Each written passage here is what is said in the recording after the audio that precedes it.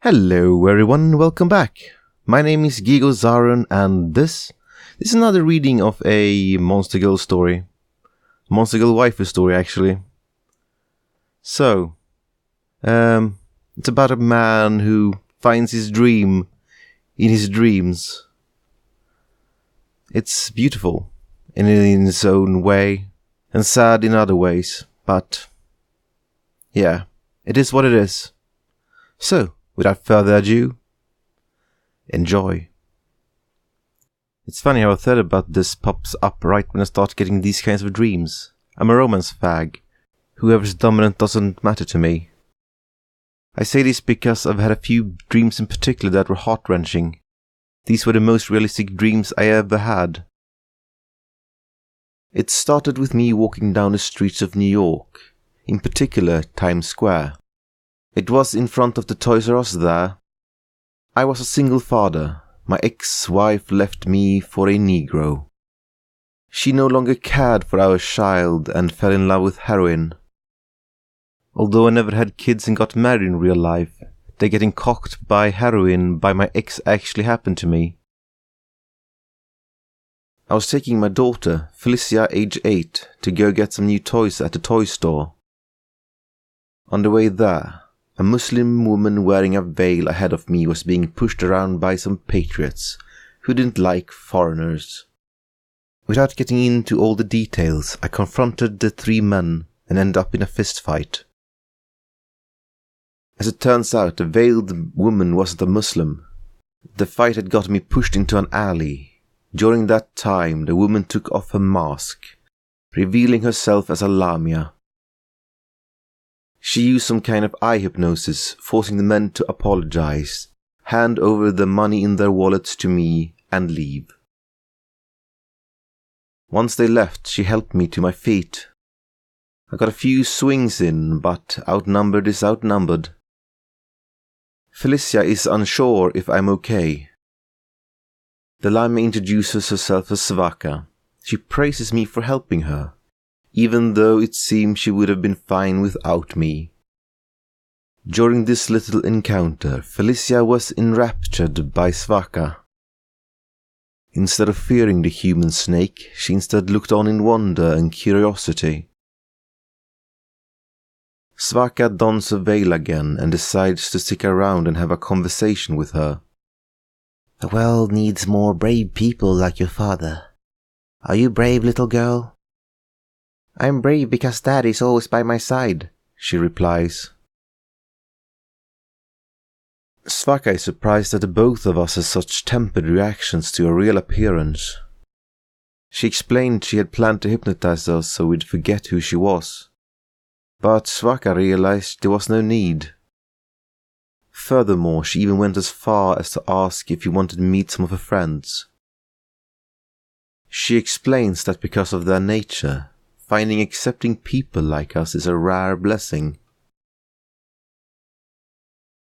Felicia was ecstatic and wanted to see more. She no longer cared about a new toy. I had no reason to deny her. Svaka said that if we wanted to meet some of her friends, we should go to the Hard Rock Cafe near Times Square after 9. Ask the bartender for a midnight snack and he will have someone escort you to the basement level. So I did. It turned out that Mamono and Mamono enthusiasts alike hang out in the basement of the Hard Rock Cafe.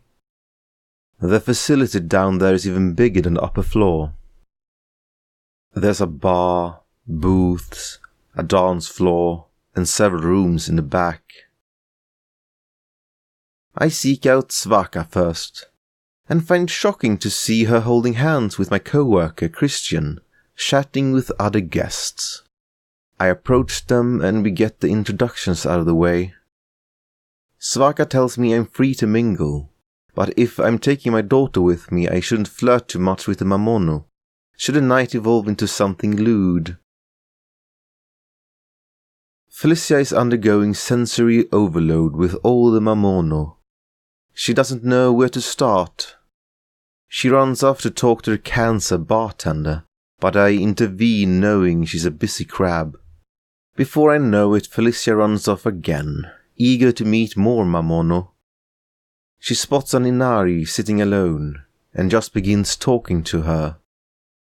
I can't hear what they are saying. I'm still trying to move through the crowd. I notice the Inari motion for Felicia to sit with her.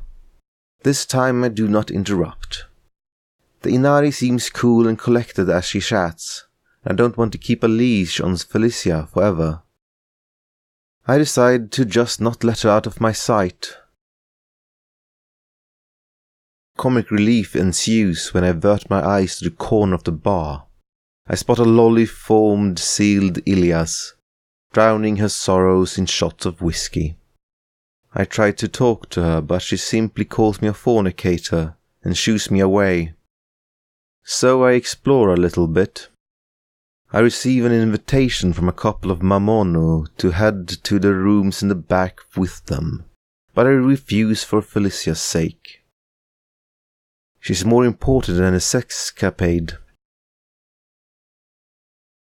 I go full circle and eventually return to the booth where Felicia and Inari are sitting, and introduce myself. The Inari gives her name to me, Nala. Felicia starts raving about all the cool things she learned about her people. I sit down with her, and Nalia speaks. Your little girl is very fond of you, Anon. I can read men very well, and I can tell you are a very exceptional father to her. Felicia is the most important thing to me. She comes before any of my desires, so I'm pleased to hear what Nala said. Felicia gives me a hug. She seems happy that she came here. I thank Nala for her insight, and she continues. You know, Anon, there's nothing I find more attractive than a responsible man. I saw you turn down those girls. You seem to have your priorities all in order. Are you married? Of course I'm not married, and I explained as such. Nala insisted to hear the story of my ex-girlfriend. I explained it in a way where Felicia doesn't get all the details. She doesn't need to hear it yet. Nala speaks again. To undergo such betrayal of trust and still hold your head high, that's a mightier feat than you might ever realize. Then she suggests something I didn't expect. I would like to spend the evening with you, Anon. I'm not sure if all Mamono are this straightforward, but I do admire honesty. She gets along with Felicia, so I can hardly complain. Not to mention, it's already past the bedtime. I decided to escort Nala home with us. Before I leave, Svaka and I exchange numbers. Nala uses some kind of trick to appear human, and I feel pretty masculine escorting such a refined beauty and beautiful woman on my arm. I'm just begging for someone to notice. The three of us make it to the car, and I drive out to my home. The three of us have a delightful conversation on the way back. I'm very happy that Nala is being responsive to Felicia as well. She must love children. The first thing I do upon returning home is have Felicia get ready for bed. We go to her room, and Nala stands by the door, minding her place in the house. Every night I talk to Felicia before she goes to bed. We often talk about her feelings on things. Sometimes it's about how much fun she's had. Sometimes it's her problems. However, a common topic for Felicia is, when am I going to have a new mummy? Thankfully, she didn't mention it at first. We just talked about how fun it was to meet all the Mamono. I bid her good night and tell her I love her like always. When I get up and turn my back to her though, she speaks on what I was nervous about. Is Nala going to be my mummy, Daddy? My throat swells a little. I try not to choke on the embarrassment and speak up. Honey? Nala interrupts me and puts a hand on my chest as she enters the room. I'm not sure what to say as she walks past me. What happens next makes my heart soar with joy. I watch as Nala delicately tucks Felicia into her covers and fluffs her pillows, then makes completely sure she's as comfortable as possible. She kneels down and plants a kiss on her forehead. Good night, little cub. Felicia squirms around happily and doesn't say another word. Nala returns to me and offers me her arm. I take it and escort her to my room. That's our first night together, and our first dream. Days later, Nala returns to my dreams again. It was just like we left off, the morning after. Things would continue from there, dream after dream as they came to me. I almost became addicted to sleeping. There were picnics, amusement parks, restaurants, and other fun adventures for the three of us. Not to mention a multitude of wet dreams. Nala and Felicia became my life away from life. Nala treated her just like a mother, even sometimes scolding her. The two of us very, very quickly fell in love. This paradise continued until I asked her to be my bride, to which she gave a very emotional yes. And the wedding day came. I insisted we'd get married at a place where she didn't have to disguise herself as a human.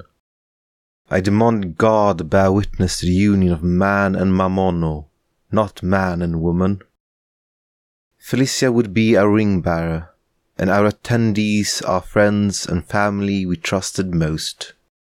The ceremony was extravagant and classy, like Nala insisted. She has very refined tastes. Svaka ended up being a bridesmaid, and I chose Christian to be my best man. I stood at the altar, waited for my beloved. The wedding music started to play.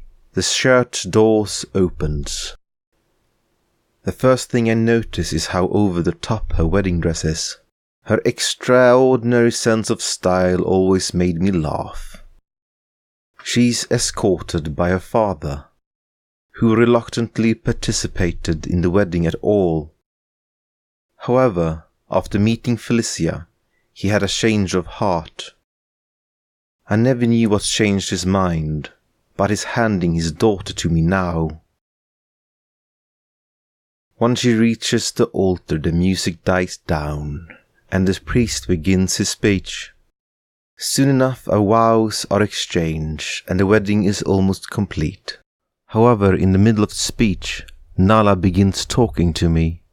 The priest doesn't stop talking, nor does he feel interrupted. It's like she's talking to me in my head. Anon, I want to thank you for all the wondrous joys we have shared. You've given me life where I had none. The time we spent together will forever be part of my soul.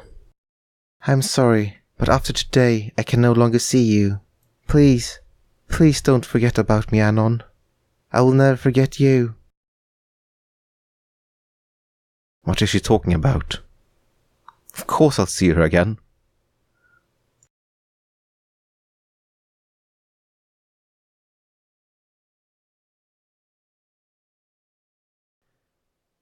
Thank you for listening to this video. This is the end, my friend, the only end, but that is not the end.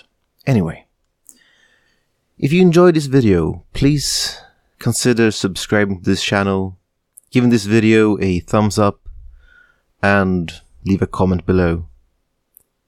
If you do not like the video, please explain why you do not like the video. Anyway, thanks for watching, and I'll see you next time. Ta-ra.